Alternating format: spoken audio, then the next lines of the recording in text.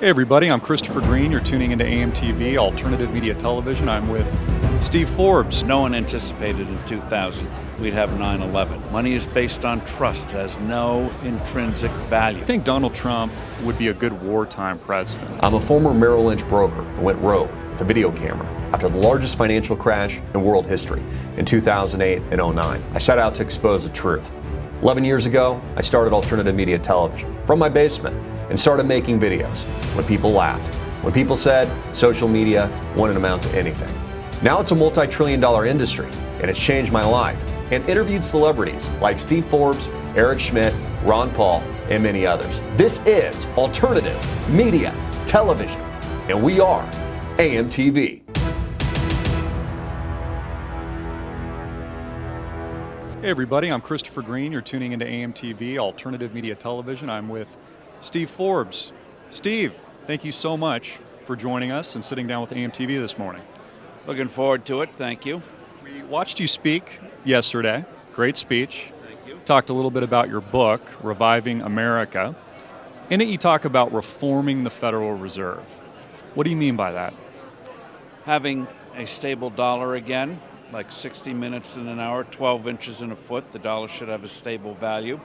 The Fed should cease trying to control the economy a la the Soviet Union through manipulating interest rates. Let borrowers and lenders set the price of money. And in terms of the Fed's bloated portfolio, where it's seized with no permission, $3 trillion of assets, run that portfolio down. When a bond matures, don't renew it. Let the money go back into the lending system to where it can be put to productive use rather than subsidizing government. Now, you've talked a lot about economic consequences of the policies at the Federal Reserve, 0% interest rates. We are 8 years roughly into the business cycle. The S&P 500 is hitting new all-time highs. What do you think the consequences are of this funny money policy, quantitative easing to infinity, artificial stimulus? I mean, are things going to get bad in America, in your opinion? Well, things are not good for America in terms of small business creation, new business creation. You look at flows of credit to small and new businesses and households, which are the real dynamic actors in the economy, so to speak. They're being starved of credit. So yes, the market's doing well because big companies are doing well, like they do in Europe. But for the dynamism that you need for the present and for the future, this is not a good thing. This is like eating your feed corn. Absolutely. Now, we saw you on CNN recently. You said, I believe, quote, that you support the GOP presumptive nominee, Donald Trump. Is that an official endorsement? I said I would support the nominee, and I'll support the nominee. Okay, fair enough. Do you think he can win? If Donald Trump is the nominee coming up to the convention here next week, can he win? Is he capable of beating Hillary Rodham Clinton? Really, the question is, will Trump blow it? This election is for Trumps to lose. Most people don't want a third term. Most people don't want a continuation of what's happened in the last decade. And so if Trump doesn't make mistakes, runs a good campaign, comes out with some good policy statements, he will win. Hillary Clinton was severely damaged, even though that wasn't the intent by the FBI and the Justice Department rigging that email investigation so that she didn't get indicted as any other human being would have been. Glad you brought that up because we have a very libertarian, liberty-oriented audience, and there's a lot of anger that Hillary Clinton was able to get away with criminal activity. You know, I'm a regular guy. If I committed, that activity, they'd prosecute me. If I was found guilty in a court of law, I'd potentially go to jail. I couldn't get away with it. We saw James Comey, the director of the FBI, basically not do anything and waver around the whole idea that, well, we don't think she had intent. She was just negligent, so we're not going to prosecute, even though she built a private email server, had a major infrastructure set up. Two things on that. One is Comey did not have to make a statement. His task was to investigate. That report should have gone to the Attorney General to make the decision whether you prosecute or not.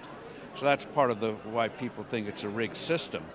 He, in effect, said, I don't think there's anything here, whereas anybody who read that report would have said, wow, there's an indictment, several indictments here. As for intent, she was told, contrary to what she said, she lied on this too, as so many other things she's done on. She lied about the warnings from the State Department that this was not the right thing to do. So what they call mens rea in law, intent, goes by the boards. She was told, period. Do you think the meeting with Bill Clinton and Loretta Lynch in Phoenix, is our neck of the woods, do you think that was intentional? I kind of feel that they put that out to the media for a reason, to relieve her from basically any accountability of potentially prosecuting or bringing charges, as I think is her job to do, because she specifically said, I'm going to defer to the FBI's judgment, I'm paraphrasing a little bit, whether or not they're going to prosecute or bring charges against Hillary. You think anything fishy was going on with that? Well, it would be one thing if you were running through the airport and ran into each other. Quite another having airplanes meet on a runway and people, officials clearing the way, no cameras, no cell phones and things like that. So it was not a coincidence. As they used to say in the Soviet Union, there are no coincidences, comrade. And that's what happened here. I think he, in effect, ambushed her. He didn't have to say anything. Just his presence would remind her. He appointed her in 1999. He started her career trajectory that took her to the top of the Justice Department. And so, yes, it's part of the rigged verdict. Like they used to count votes or still count votes in Chicago. It's not what it should have been. Should Hillary Clinton be in jail? What are your thoughts? Well, if she, at the most, if she had a terrific Clarence Darrow type of lawyer, she would have ankle bracelets. At the very least. Yeah, absolutely. I'd agree with that. So Donald Trump, you said it's his election to lose, basically. He's going to announce, at least this is what we've been hearing, as soon as tomorrow, who the VP pick is. Who do you think he should pick? Newt's been a standout. You know, I've looked at some preliminary polling. The Drudge Report, I think, indicated over 50% of just that loose poll was in favor, favoring Newt Gingrich. Do you think he's a good option, or do you think it should be somebody else? Well, Donald Trump never goes according to script. So the fact that Newt's at the top of the list almost guarantees it won't happen. Probably. Yeah, that's an excellent point, actually. And it could be Mike Pence, who sort of was like the dark horse rushing up in a horse race, where others got tired out. He zooms by. And it could be somebody, he may just choose somebody who's not on his supposed short list. That's why people listening to Donald, even if they're not going to vote for him, he is always entertaining. Very entertaining. I think he took a lot of people by surprise, right? I mean, even 12 months ago, people were like, Donald Trump, no way he's going to be the presumptive nominee, but the political incorrectness. And I think that's what America wants. I mean, they want real opinion. Do you think Trump, I'm assuming that you two know each other? Yes. Are you good friends? I've known Donald Trump for 30 years, back when he burst upon the New York real estate scene in the 1980s. And he's always taken us to task at Forbes each year about the estimation of his wealth.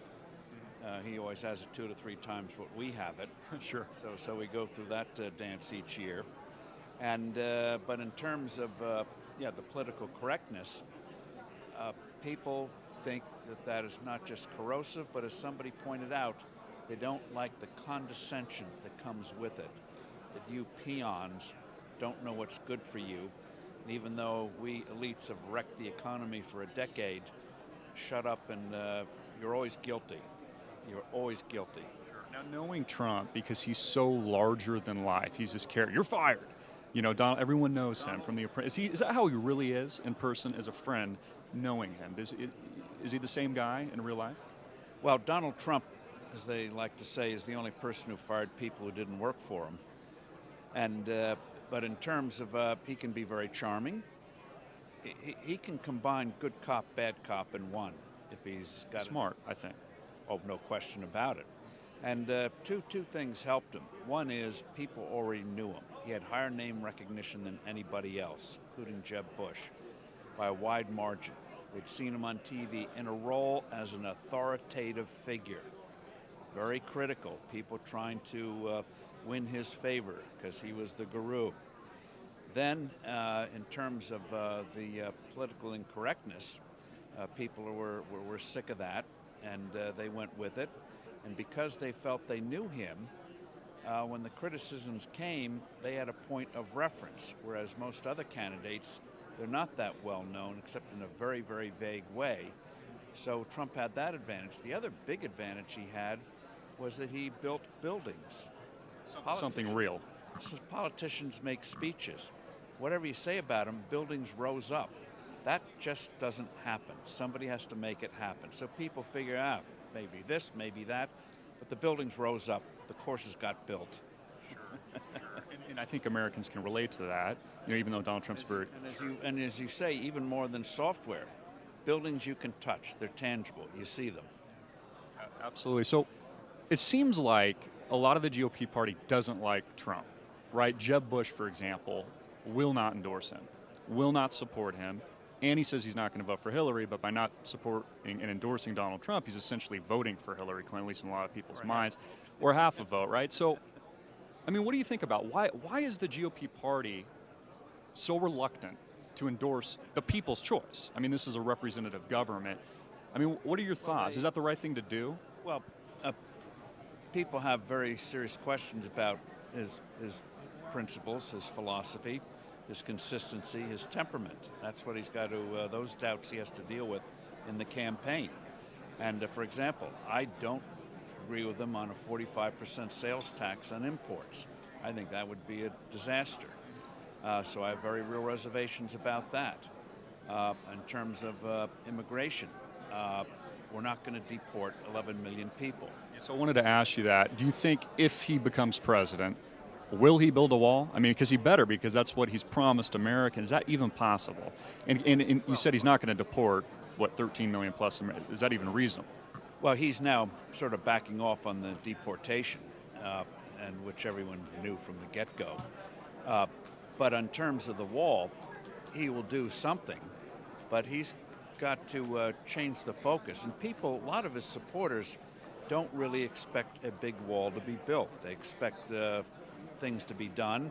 Areas have more officials there, more helicopters, more technology, and so they expect more action. But building, the Israelis built walls, but that was not on this scale in terms of the specific area they're trying to keep terrorists out, be able to control the flow of people.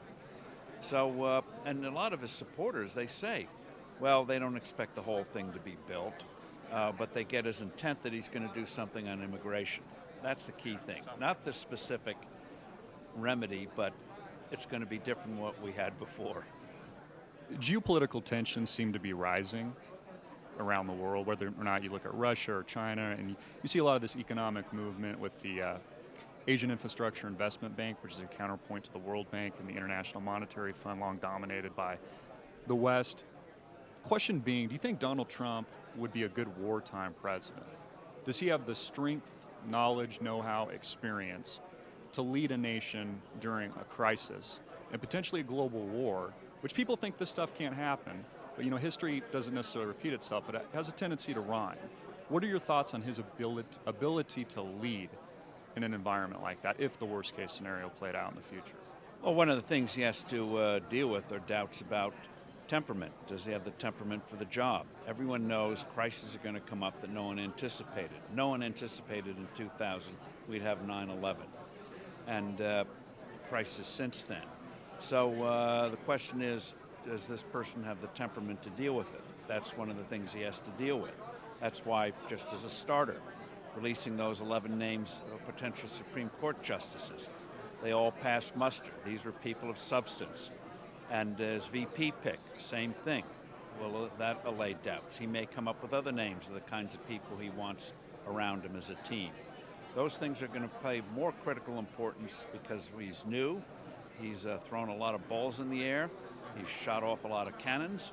And so people want reassurance that when it comes to big decisions, they'll be deliberate, there'll be a method, and you have people there who have had experience in dealing with these things, so he'll come up with a considered decision. And if he does that, he's going to be very hard to stop. Even though his negatives are higher than those of Hillary Clinton, they're not yet frozen. Her negatives are now frozen. It's going to be very hard for her to chip away, which is why they're just going to go after Donald Trump. There's no way that people are going to say, you know, even though she lied about the emails, she's really a trustworthy person. That's gone. It really is a third term of Barack Obama, right? I mean, would you agree with Well, that's the thing. People don't want a third term. So that's why it's for Trump's to lose. Now, there's been a lot of talk. I really think it's propelled by the mainstream media, but there's kind of this divide and conquer with race relations right now. Of course, we've had 2 tragic shootings of young African American men.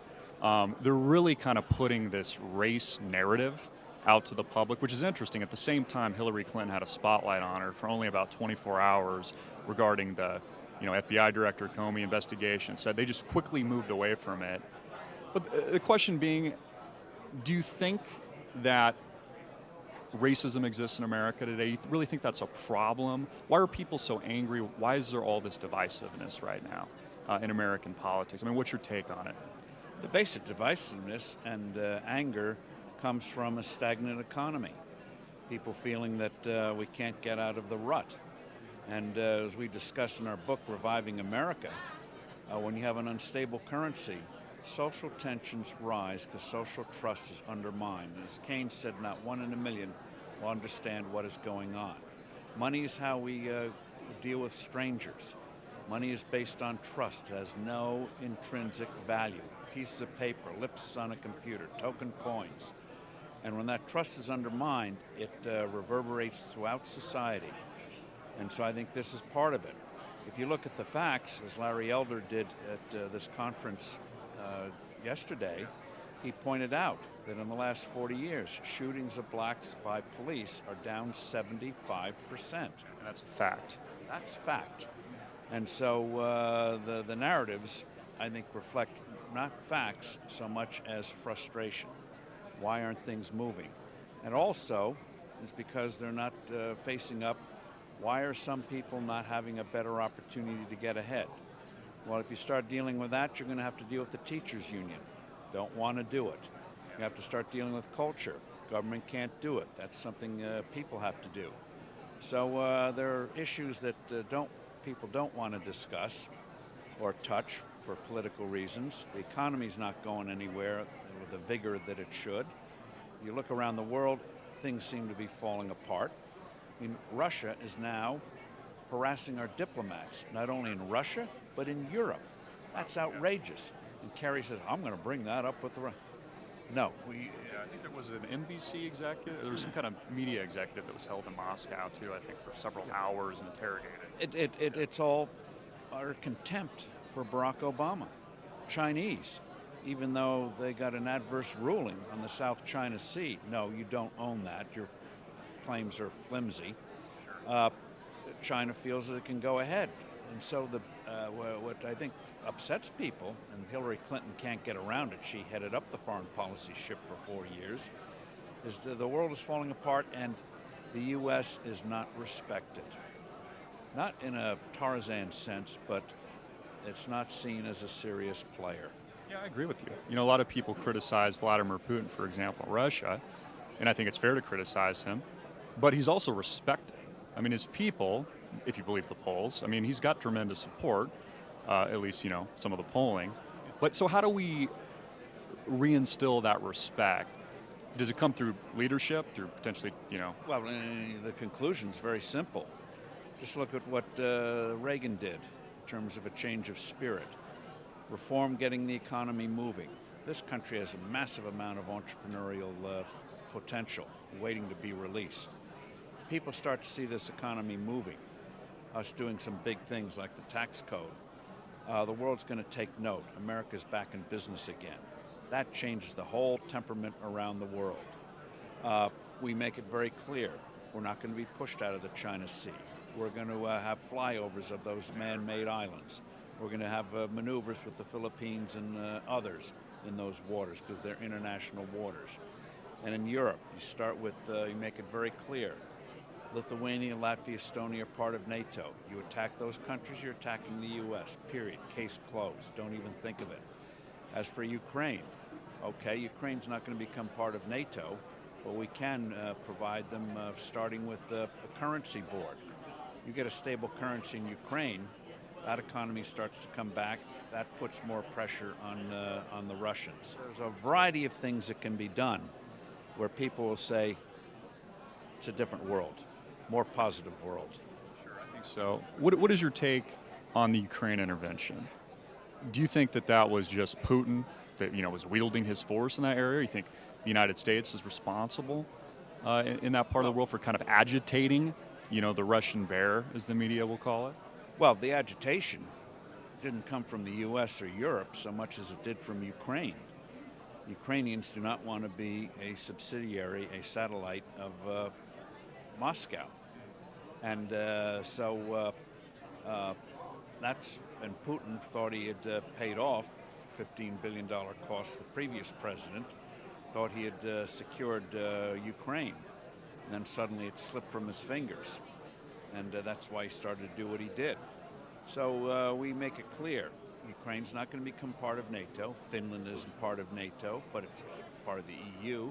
Austria is not part of NATO, but it's considered part of Europe.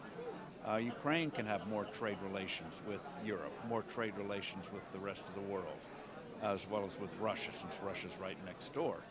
So you can make it clear it's not going to be a bone of contention or a big meat of contention. It's a big place in terms of power politics, but it's also not going to be occupied by a foreign power. What is your take on Middle East policy? We look at Syria, for example. The U.S. has really been trying to push Bashar al-Assad out, at least from my understanding. Over close to 500,000 people have been slaughtered, essentially, which is tough to fathom as a regular guy, that bloodshed as a result of that destabilization in that part of the world. NATO arguably indirectly took out Muammar Gaddafi, who was a tyrant, many will argue, but was kind of putting a lid on a lot of that chaos in this part of the world, which is now spilling over into the other countries. Of course, we have the rise of ISIS, which really kind of came from Al-Qaeda. I mean, what do we do from here? What is your take on it? How should the next president handle? I mean, it's why Hillary shouldn't be in office, because, of course, she was Secretary of State during all of this while it was happening. What do we do in this part of the world now? It seems like a disaster. Well, this is what happens when you have a half-baked foreign policy that's always half-pregnant, tries to be half-pregnant. If you're going to go along with rebels against Gaddafi, all right, what do you do after he's gone? What's your game plan to follow it? With Iraq, we had won in Iraq by 2009. The change in strategy, don't call it a surge. We had plenty of surges in Vietnam, but not a change in strategy. Strategy fundamentally changed in 2007. It worked. So we should have kept a force there to make sure, like we do in Bosnia. Nobody knows there are NATO forces in Bosnia to make sure the Croats and the Serbs and the Muslims don't go after each other. You sit on it and hope a civil society rises up. That's what should have been done in Iraq. Obama, for political reasons, against the advice of Hillary Clinton, against the advice of his Joint Chiefs of Staff, against the advice of anyone who knew anything about that part of the world, said, keep a force there. It was hard to get it to this point. Keep it. Don't lose it. He threw it away and didn't realize what the consequences would be. In Syria, we're floundering. We don't support our friends, but we don't do anything against our enemies. It was recommended 2 to 3 years ago, which Obama ignored. Set up a safe haven in Syria so refugees can go there, not to Turkey, not to Europe, and destabilize that part of the world. And we did that, in effect, with for the Iraq War. We did that after the 1991 Gulf War. We established a no-fly zone off the Kurdish part of Iraq. They, in effect, set up their own home rule from Saddam, and it worked. We should have done the same thing in Syria. No-fly zone, big geographic area. You go there, no one's going to come after you. Do you think that America's intervention in Iraq and Afghanistan post-September 11th, George Bush, was justified? Did you agree with that? He had no choice to go in Afghanistan when the government there sponsored, in effect, the attack on 9/11. The mistake in both Afghanistan and Iraq was that we confused it with Japan and Germany after World War II. You don't remake those societies, you just make sure they're not going to be in a position to incubate things that can harm you. And so in Iraq, we should have kept the forces there once we had gotten that rebellion dealt with. And in Afghanistan, you provide enough resources so the bad guys don't rise up, the Taliban can't rise up. So it's more of a defensive thing.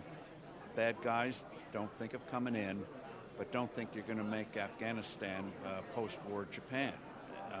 It may arise in a few generations, but the ability to manipulate these things or make these things happen, we've got to learn our limitations. Yeah, absolutely.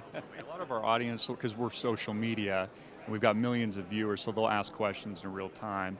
And one of the questions an audience member asked was, why aren't we at war with Saudi Arabia? Because we know now a lot of this financing came from our quote-unquote ally, although the relationships kind of seem to deteriorate recently. We invaded Iraq and Afghanistan post-September 11, but we didn't do anything with Saudi. The question after 9/11 was, why didn't we take out Iran?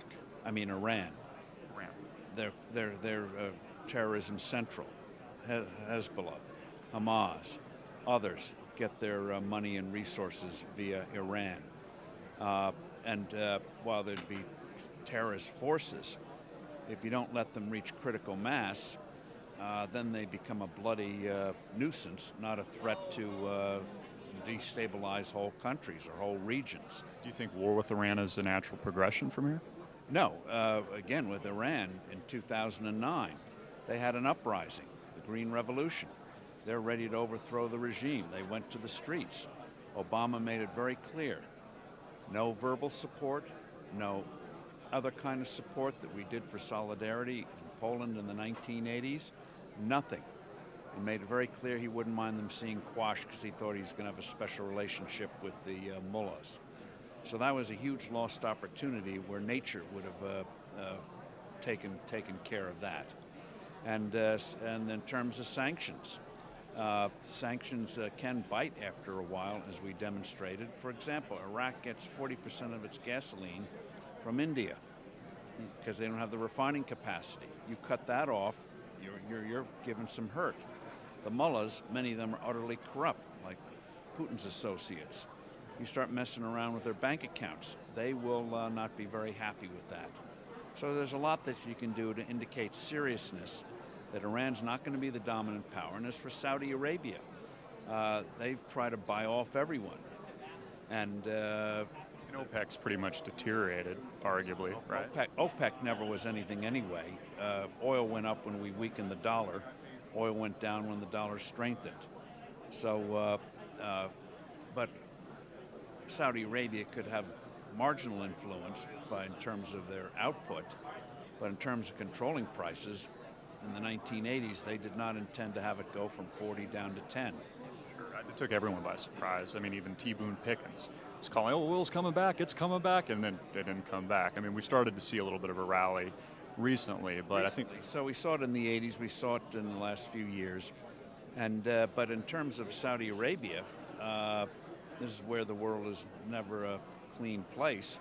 They're a natural ally. They're now working with the Israelis. They don't want Iran dominating the Middle East. They don't want a nuclear-armed Iran because they know that means everyone goes under. Do you think the Egyptians don't want Iran dominating that part of the world? So you can get a balance where the bad guys don't get predominance, but Obama's made it very clear. He doesn't mind Iran. He will never say it, but body language is more telling sometimes than words. Made it very clear he thinks it's all right for Iran to be the hegemon of the Middle East. And that's what's got everyone saying, are you kidding? Do you know what you're playing with there? fire, right? Yeah. What do you think? And it's not necessary. It's not necessary. What would you say the biggest risk to America is today, as you see where we are in 2016? Biggest risk here at home is continuing policies that suppress our natural energy, our ability to innovate. Remember, America, until the last decade, had a faster growth rate than any developed country in the world. Not countries like China catching up, but developed countries. Now, how is that you're the largest economy, but you still grow faster than anybody else? Because we always were having new companies come along, not just small ones, but small that became big. We're constantly renewing that. And so that means that companies don't last forever, but by golly, it makes for a strong economy. So that's a huge threat. If we have a vibrant economy here at home, as Reagan demonstrated, as we demonstrated after World War II, that has reverberations around the world. It's working here. We're back in business. And that just, the sigh of relief around the world would be huge, that we're not in permanent decline. Now, because Americans are still hurting and there hasn't really been a recovery for the middle class, arguably has kind of stepped down, honestly, since 2008, 2009. And we're in this strange position with Federal Reserve policy where rates are being artificially suppressed. We have negative rates in Europe. What would you do? And I know that these are tough questions and they're complex, but what would you do from here with interest rates, for example? Can the Fed raise them? Well, for interest rates, most people know rent control doesn't work. Most people know price controls deform markets. What the Fed is doing is deforming credit markets, the financial markets, by trying to control the price of money that lenders lend to borrowers. And when you do that, you get very strange results. Apple finds it very cheap to borrow. It doesn't need the money, but because it's giveaway, why not borrow it and buy in stock? Not the best use of capital. Exxon, same thing. So let it free. Announce May 1st, or what are we now in July? Say Labor Day. All off. People will set the rates like they do set for price free. Wow. That's an amazing thought, right? Supply and demand, peaks and troughs, an economic cycle, right? Well, so that would have a very healthy impact. Again, have the Fed stop building up, keeping this bloated portfolio. Stop over-regulating banks where they look over their shoulder if they're going to make a loan to a dry cleaner or finance somebody's inventory. The regulation is very simple. You have certain capital requirements. If you go down, you go out. And if you're very big, it takes time to break you up, but it's doable without destroying the world. And so you do that. And in terms of the economy, it would come back very quickly once you remove these artificial constraints. On salaries, what's one of the reasons why salaries aren't going up? Because people think of salaries as cash. Healthcare is counted as part of your compensation, but it's like barter. It's in kind. So if you have more patient control, more free markets in healthcare, that you'll get, like you have anywhere else, more for less, more productivity, more creation of healthcare, and this big burden would reverse itself. Healthcare would go from a liability to a huge growth industry. We've all seen our healthcare costs go up. Anyone with a family knows that. It's not a coincidence that the two areas that just seem to rise like a force of nature, healthcare, no free markets. Education, very little free markets. Very telling what you get. Pay more, get less. Does anyone really think today that many undergraduate courses and undergraduate programs are better today than they were 20 years ago, even though tuitions have tripled? Don't think so. If we let the free market run, something I would agree with. Free markets are free people. Markets are people. Never forget that. Does the bubble pop, though, if, let's say, we let the market run now, because it's been artificially created and rates have been suppressed, and we've had QE and they've spent billions of dollars buying more? I mean, is there just going to be a severe collapse as a result of that, or do they have to keep rates here forever? No. In terms of any bubbles, if you get any, they go away very quickly. If you make a stable dollar, i.e. related to gold, if you have a simple tax code, you get more patient control of health care, by golly, you'll see capital pouring in this country. Money supply is often determined. You look at Switzerland. Switzerland has a huge money supply. If you look just at the numbers, you say, God, they're having hyperinflation. No, because they know how to manage their currency, people want to hold it. So the supply goes so people want to hold a sound currency, so the supply goes up. It's a nice currency to have. The dollar, even all the abuses we have put on the dollar, it's still much more useful than Argentine pesos or Brazilian reals. And so there's demand for it. 80% of our current currencies outside the country. And contrary to what the statists say, it's not all drug and all that kind of stuff. Transactions are done in dollars because they don't trust the local currency. They trust us more than the locals. Venezuela, for example, they're trading diapers for food. I mean, when you destroy your currency, people resort to barter. Steve, pleasure. Thank you so much for sitting down with this. How does our audience get your book? They can get the book, Reviving America. They can get it on Amazon, Barnes & Noble. You can be at the bookstore. But with electronics, you can get it very quickly now. And you get it even quicker, by the way, if the government would allow people like Amazon to use drones the way other companies around the world use drones to make deliveries. So you get it in a matter of hours if the government would just get up to speed in terms of new technology. Have you heard of Pokemon Go, the new viral video game? Are you playing it? There's an example of why often it's outsiders that make the big breakthroughs. In this case, the company resisted having something that could work on mobile devices instead of the traditional consoles. They finally were browbeaten into it, and now the stock is zooming. Yeah, Nintendo stock is doing very well. Well, thank you, Steve. I'm Christopher Greene. This is Steve Forbes. You've been tuning into AMTV, alternative media television, hard-hitting and in your face.